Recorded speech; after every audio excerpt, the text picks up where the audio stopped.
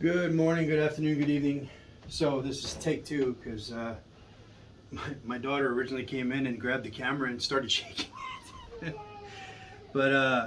So normally, traditionally, today would be a rest day from my general fitness stuff as far as exercising. I would still be doing my singles as well as my band work. Okay, so um, arm wrestling specific. See, I break everything down between arm wrestling specific movements and general fitness stuff. So general fitness stuff would be my pull days, my push days, even though they carry over to the table in different ratios. They're still basically general fitness, right? Shoulders, back, chest, biceps, traps, etc. Okay. Whereas arm wrestling specific stuff would be more pronation, supination, cupping, um, that kind of stuff, direct back pressure, etc. So my bicep is my limiting factor right now. Pronation is strong. I mean, for my level, of course, everything can get stronger, right? So don't think that I'm sitting here saying, "Oh, I've mastered arm wrestling." No. Or I'm stronger than I need to be. No. But for my level, where I'm at right now, my pronation is relatively strong. Supination is decent. I'm not an inside puller anyway, so it's whatever. Cupping is good. Containment is good. Finger strength is good. All of that stuff. Okay. General fitness is bringing up all of my strengths to kind of help stabilize all of those movements. But what is the problem is my bicep. Now, I don't have, great insurance or anything like that. One second.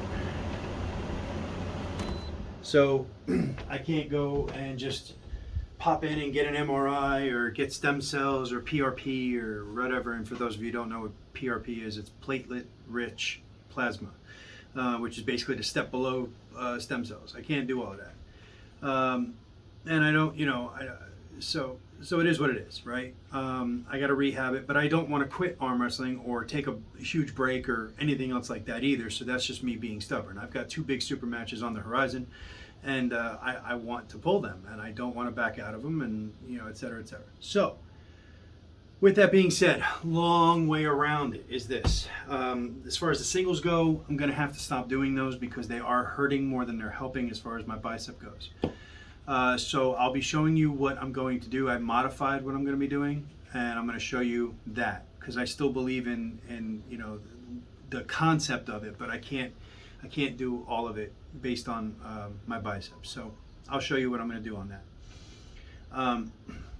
Then the other part is on the table here, this low pulley setup, because again, I'm not exactly the most I want to adjust this and put on weights and do this and all that like every day, okay? I can do that, different days for different exercises, but like every day if I'm doing a routine, I really don't want to be messing around with a whole bunch of crap all the time. So there's 50 pounds on the stack now. That's a good relative starting block weight. And what I'm doing is putting it around the wrist, then kind of making an X and coming through. So it's getting some riser attack as well, but basically mostly wrist. It feels a lot like actually a strap.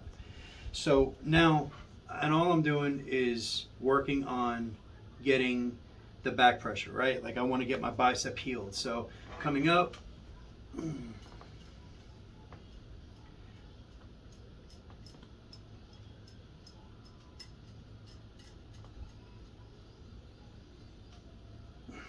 So just doing 10 reps there.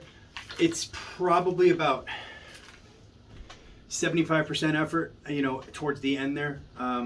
Maybe less, but that's going to, I feel it, but it isn't going to kill me. Then I can take this off and still do,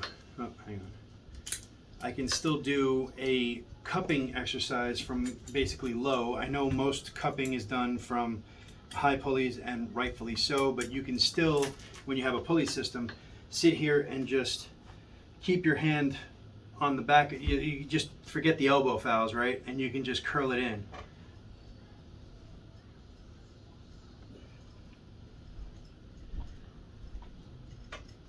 So that will still, I have to up the reps obviously, but that will still give me a workout. So that's what I'm after. So that's going to work the bicep in a way that isn't going to damage it more than help it. It's going to be directly relatable to the table because these are the angles that my opponent are going to be pushing or pulling me, to fight my back pressure. The cupping is just cupping, right? As long as you can flex your wrist, you're doing a good job. The only thing that the difference between like a high pulley and a low pulley is when you do a high pulley, you're engaging your lat, and it's more table specific because you're digging down. I still get that with my pull-ups, with my inverted rows, so I'm sacrificing just a small part of just my cupping to kind of help everything else. And I'm telling you right now, guys, this isn't me just talking shit. If I can get this bicep 100%, you're gonna see a whole different me, okay? So, because my pronation is super solid, my back pressure feels really good. It's just like the posting, and more specifically this. If I get turned up, man, it hurts bad. So I don't want that to be, the limiting factor. So give me a sec. I'll come back with my hybridization of what I'm doing here as far as the singles, which are not singles anymore. And I'm going to show you what I'm going to be doing. So be right back. All right, so we're back. But Ted, I thought you weren't doing singles. These look like singles. Yes, they do look like singles, but they're not. So what we're going to be doing is, so this is, let's see, 30, 50 pounds on this one, and this one has 75. So I've got 50 on this one, 75 on that one. In case we're keeping track, I had 90, I could do 95 on that one, and I had 67.5 on this one. So dropped it down to 50.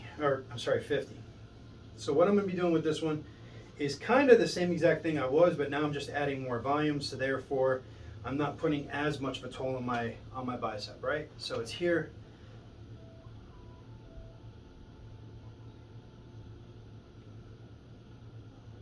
All right, so 10 pulses, still works the riser, and it still works the bicep in like kind of a static hold.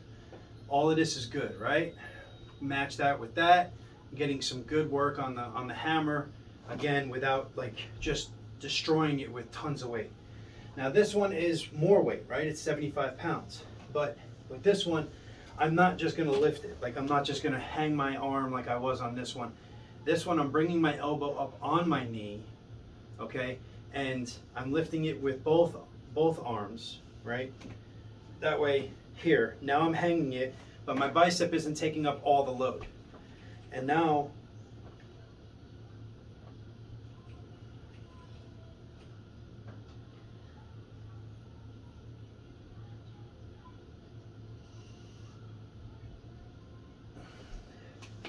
$25 reps of that works mostly the pronator.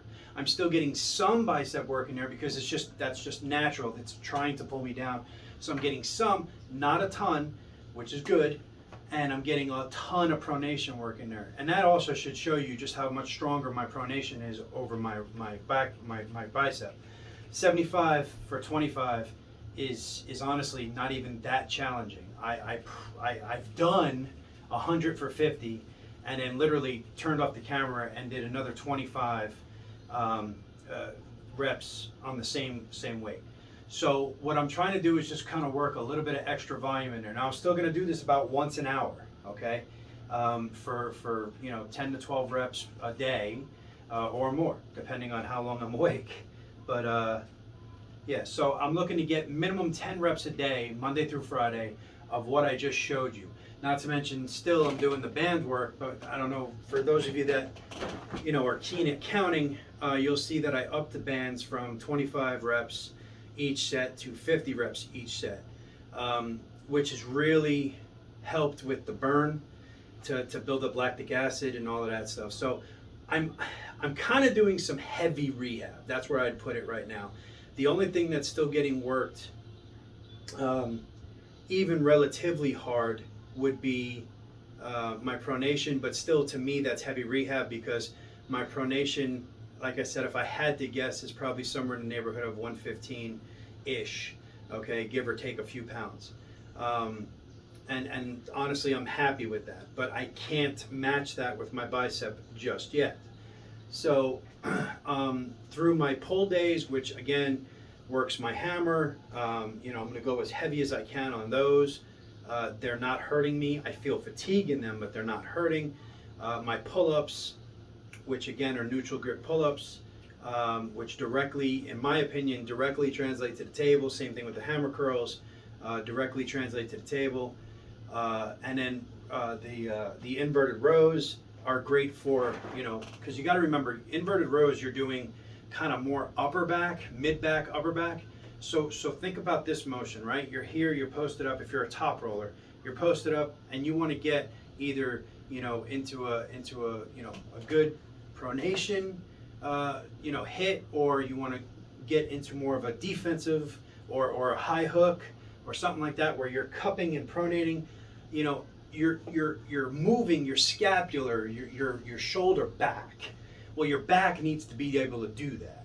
So your back, your upper back especially, is responsible for that. So inverted rows, or obviously rows. If I had a seated row machine, I'd be doing those over inverted rows all day, every day. But I don't, so you got to make do with what you have, and that's why I do the inverted rows. So yeah, me personally, I think those are the most beneficial exercises for arm wrestling. Would be pull-ups, hammer curls specifically. You can do all kinds of curls, but hammer curls specifically, and rows. I really do believe that those are the three general fitness exercises that carry over the most direct to arm wrestling. Now, obviously, the arm wrestling specific stuff with the arm wrestling specific angles is going to be more beneficial than anything else. But as far as general fitness exercises, those are the three big ones for me, especially since I'm a top roller. I would say if you're more of an inside puller, then pec deck would be more beneficial to you than let's say the rows. Even though rows are good and they still should be implemented, but pec deck would be more of that shooting sideways, that coming in, right? So that kind of stuff. Flies, chest flies, pec deck, stuff like that. Bench press is still good, because it stabilizes your shoulder muscle. Making yourself stronger in every way is still good, okay? Anyway, I'm rambling. But anyway, this is going to be my routine now for at least a month. I'm gonna do this and really get myself healthy, hit some practices, and then after that I can gauge. I'm probably going to be at that point getting ready for September 9th anyway, which is my super match with Nelly. So I probably just will continue this all the way until my deload, just to again keep myself healthy. I'm still going to be building strength, just not at a rate that I was before. But for me, it's going to be even faster because of the fact that I should be healing my injury. And if I'm healing my injury, then I'm going to get stronger and stronger and stronger anyway. So for me, this should all be beneficial. And again, I'm just taking you along on this journey, right? Like if you're perfectly healthy, then you probably don't need to be doing this. Although you should be doing like strength blocks for anywhere from 4 to 6 to 8 weeks, and then doing kind of a taper, like a strong rehab like this for a week or two, and then getting back onto your strength block and blah, blah, blah. If you're not preparing for an actual match. If you are, then in my opinion, 4 to 6 to 8 weeks of strength, probably about 4 weeks of power, which would be more acceleration than strength, and then a week or two of just either deloading or doing nothing, and getting ready for the actual event. Unless, of course, you're on the conjugate method, which then you do whatever you got to do. You got your speed days, your volume days, and your power days anyway. But anyway, also, like right now, my wife is working hard on some stuff specifically for female arm wrestling, which we don't have enough of. We don't have enough stuff for them. We don't have enough females in the sport. So she's working on some female specific stuff. Awesome stuff. Get on out to uapcustoms.com and check out the merch there. Please support us. At the very least, share out this video. Share out the website, uapcustoms.com, UAP Customs on Facebook. Just like and subscribe and do all the good stuff. I thank you. We reached 350 subscribers. That's fantastic. I think at 500 I can actually start making money off this channel. That would be nice. So let's get some more subs, huh? Anyway, you guys have a good one. Take it easy, and thank you for being along on this journey. And hopefully, I can keep it entertaining for you. Have a good one.